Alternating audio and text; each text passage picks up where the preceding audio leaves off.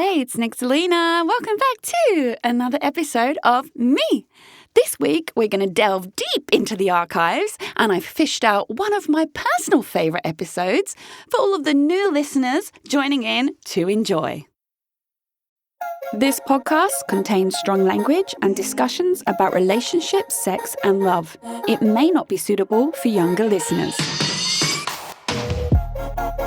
This is the Can't Keep My Mouth Shut podcast, and I am Nixalina.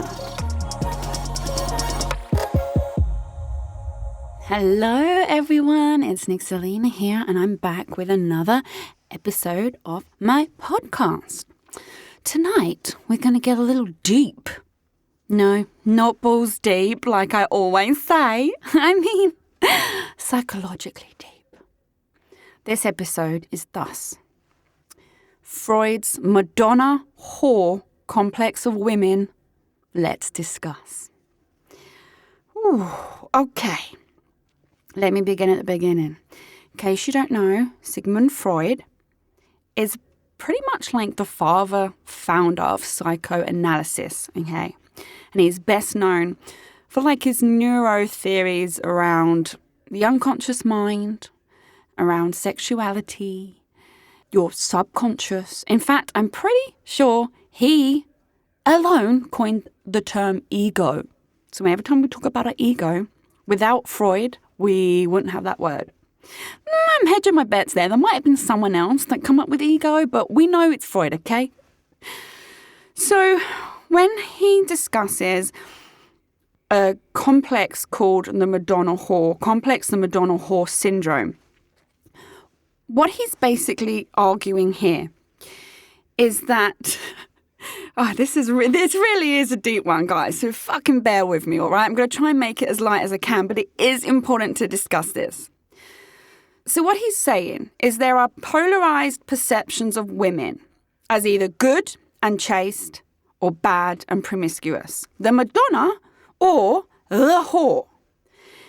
And it's a complex of, I'm going to say male, work with me here. I know we're in gender fluid 21st century times, but this is back when Freud was alive. So in the male mind, there's a split between affectionate and sexual currents in the male psyche and desire of a woman. Annoyingly, for us females, what it does is it puts us into two different boxes, right? I mean, it's very, very neat and tidy here, can we just say? Oh, well, you can be in that box or that box. Done. Like, okay, bro. I mean, Freud, I got you, but I've got some questions. So what he's saying is the Madonnas are the pure, the nurturing, the asexual, the respected and the loved. And then you got those whores. They are tainted, depraved, sexual, and desired. Let's just take a moment, shall we? I mean, let's just have a moment with this. So just to put it simply, you've got saints, Madonnas, or you've got prostitutes. You've got the Madonna, the mothering, nurturing, loving wife type. Then you've got the whore. Naughty, dirty, filthy, promiscuous, sexual, deviant, dark. And you cannot mix both. This is what he's saying. He's saying in the man's mind, there is those two categories of women. And you cannot cross. To sum up in this whole theory in one sentence, Freud states, where such men love, they have no desire. And where they desire, they cannot love. Okay, Freud. I have a fucking problem with this, right? Because let me tell you, even though this was back in the 1900s, this is still a problem today, my friends. You as a female, you're still in a fucking box. You are either the loving, woman that he wants to marry, but he's still checking out that sexy short skirt, like, oh, I want to bend her over a table and fuck her type girl.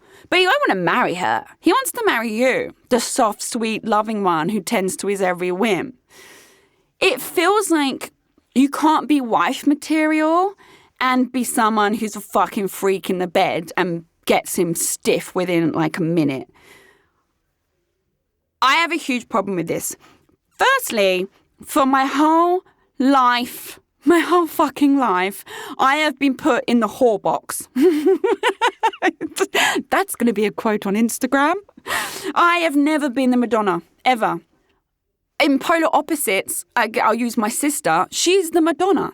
She's virtuous, loving, like she's only been with one man her whole life. She's an angel. She really is just the best human I think I've ever met. And I am the complete opposite to her. I have always been viewed by men as a sexual object, even when I don't fucking want it. And I remember back in uni, I got so pissed off. I remember just when I got drunk at the uni bar, because I'd had like back-to-back, week upon week upon week, month on month, of guys trying to sleep with me, trying it on with me, who very knowingly had girlfriends. And I was like, why do you think I'm the kind of woman to disrespect other women that I would even fucking do that? And it was like, I was so desperate to be loved at that point. And I was like, I'm never going to be in a relationship. I'm the girl that guys fuck and then go home to their missus, right? And someone, when I was lamenting about this at the time, someone described this to me. I'll never forget it. And it was actually one of the boys, the ones that was trying it on. Like, okay, when I said no, it was very chill after that. It was like back to being friends or whatever. But he was like, look, a Ferrari as a car. Guys fucking want a Ferrari. Proper, sexy, red Ferrari. They want to drive it really fast in the streets. Like, look at me in my Ferrari. Isn't it fucking awesome? But no one drives a Ferrari every day. No one puts a Ferrari in the garage, and then goes in home. Ferraris are like lavish excitement, like statement piece. But for every day, you want like a 4x4. You want a standard drive-about car, one that's comfortable, one that's reliable. That doesn't make you not want the Ferrari. Just the Ferrari isn't an everyday thing. You're the Ferrari, Nix. That's what he said to me. I'm pretty sure that's the day I took up smoking. So you see, without even knowing about this syndrome back then, I'd already been living it. I was still living it. 21st century Madonna-Whore syndrome. Still a big, big thing. And that's what he was basically saying is, you're the one we want to fuck. You're the one that's sexy. You like, even just when you're trying to be friendly, you're flirty. Even when you try and dress dowdy, you're sexy. And I've always said that. I'm not tooting my own horn, because honestly, it's a fucking pain in the ass. But I try and not be sexy, and it doesn't seem to, I just can't do it. I can't be that really fashionable, chill, cool girl next door. And that's all really I've ever wanted, is to like get that vibe. I can't. I really can't. And I guess what happened is I put myself in that whore box. Because when I've been treated that way for ages, it's just like, okay, well, that is me. Now, don't get me wrong. I'd had boyfriends. But I don't think they ever really took me seriously as someone I'd settle down with. I really don't. I think I was that incredible, sexual, hot girlfriend that make them look good and feel good. But I was never on any of their long-term plans to wife up. I really wasn't. And I kind of get it. Because it goes back to Freud's long-standing theory. Men consciously and subconsciously, by the way, and sometimes they don't know it's subconscious, but it is, and it's sometimes very overt. They put women into these two categories. There is the nurturing mother type, and then there's the sexually pleasing promiscuous one. That's the Madonna and the whore. So coinciding with this theory is, in my opinion, unfounded concept that states that being both sexually arousing and in a very loving, long-term, caring, nurturing relationship are actually two mutually exclusive ideals. And you can't have both. And thus, in my opinion, this presents very, very difficult issues that women have faced throughout the ages, and as I've depicted, we're still facing. Are we, as females, the nurturing, borderline mothering, kind, sweet, at-home girlfriend? Or are we the sexually attractive, freak in bed, sexually open, promiscuous, whore-type woman? More to the point, how the fuck do we be both? Because if a dude in the 1900s has said it's one or the other, how the hell are we going to transcend that? And I'm not shitting on Freud. Like, he's the big guy. He knows his shit. There are some controversy to some of the, the things he talks about, his neurotheories, and I get that. But honestly, he was bang on the money with this one because it's still happening 100, 200 years later. Only this time it's explained to me with Ferraris.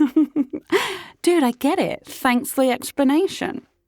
I think what I try and reason with this as well is guys seem to think that women aren't wife material if she is sexual, promiscuous, if she does put her sexuality out there. It's like she becomes tainted or impure, dirty, and thus unworthy of wife status. He may possess very passionate and sexual feelings towards this chick, but she ain't wife material. She's like fuck and go material, or perhaps just date her and fuck her and show her off. But nah, not settle down, not have kids, nah. He's gonna look for the good girl to marry. This woman, is the like sweet, less overtly sexy woman. Maybe the sex will be more, I don't know, chilled, calm, less exciting, dare I say, boring with her. But she's the wife. She's the mother of the children. She's a long-termer. This is the crux of the theory. Now, I just want to argue my fucking case here that we women can be both.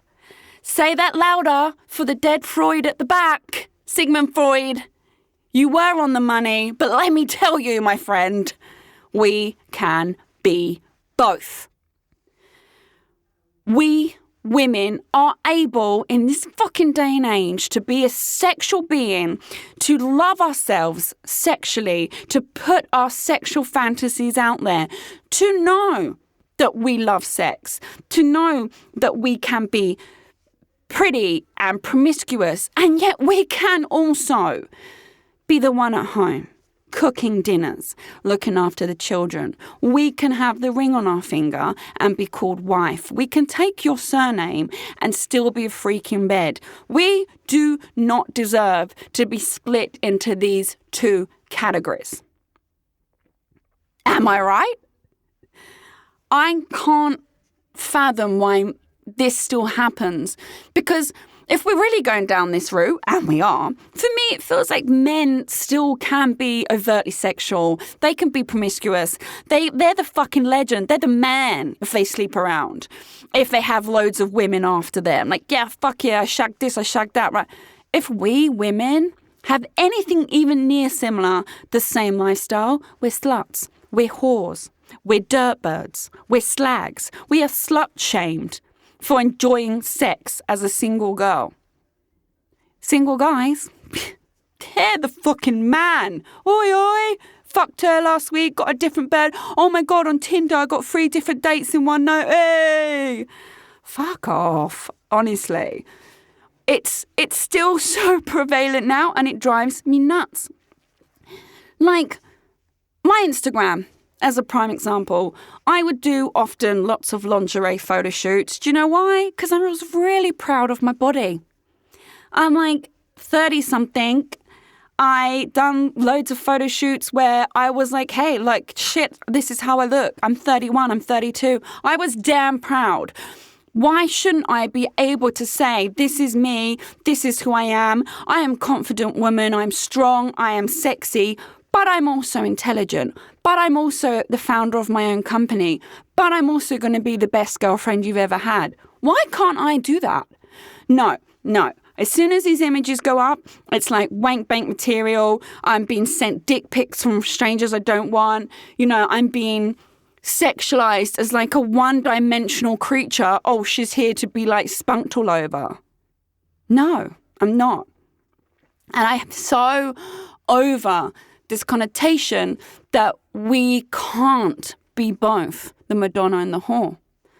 Why can't we be proud of our bodies, be open with our bodies, be very expressive and honest with our sexual appetites, and yet still be nurturing, loving, loyal, and wife material at home? Thankfully, I have met a man who can see that I bridge the gap. And I think, obviously it's taken to 34 years old, but here we are. I think many of my boyfriends in the past started off dating me because they put me in the whore box and then realized, oh shit, she's actually really nice. She's actually really loving. Like, she tends to my every need, which I do. If I love you and you're my partner, like, you get everything. I used to wait on all of them hand and foot. I really did, to my own detriment, mind you. And I just don't think they ever expected it and kind of was like, wow, like, you are actually a better partner than I ever thought you'd be, because they put me in the whore box and then they got a Madonna at home and I didn't know how to handle it. I didn't know what to do with it. And I just think I'm not alone. Like, most women I know are both. Really, we're both. And I want, finally, God, I want everyone to bin those boxes, to understand that the Madonna is not the whore and the whore is not the Madonna, and women are not the Madonna and not the whore. In fact, we are both Madonna and the whore.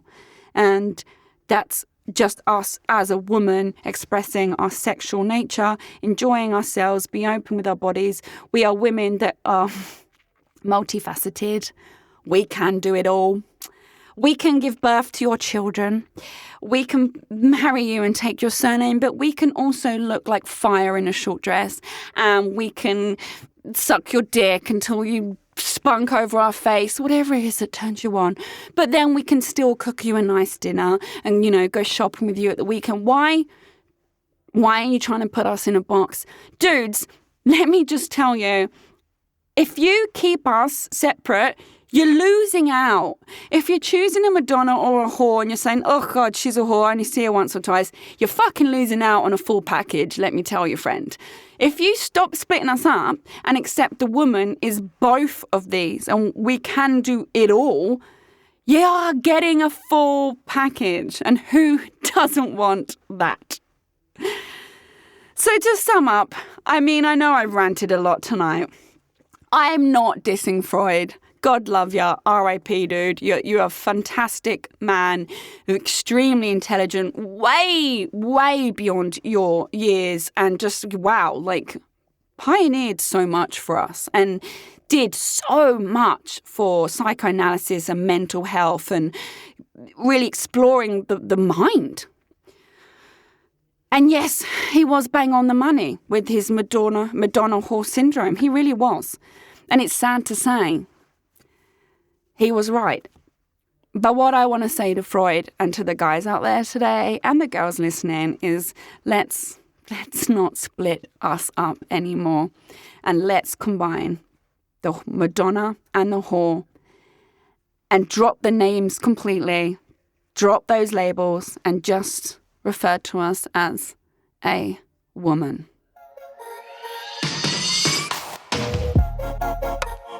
Thanks for listening to the Can't Keep My Mouth Shut podcast. Produced and hosted by me, Nixalina, and recorded in the Splice Cast Studios in Singapore. I'm available to listen to on Spotify, Apple Podcasts, Google, and all major podcast listening apps. Do subscribe to enjoy a new episode every Monday evening. Please do give me a 5-star review. It helps other people also find my podcast. For more content and features to read, you can check out my website, Nixalina.com. That's Nixalina.com. I'm also on social media. Simply search at Nixalina, Nixalina, to find me. Don't be shy. Come say hi.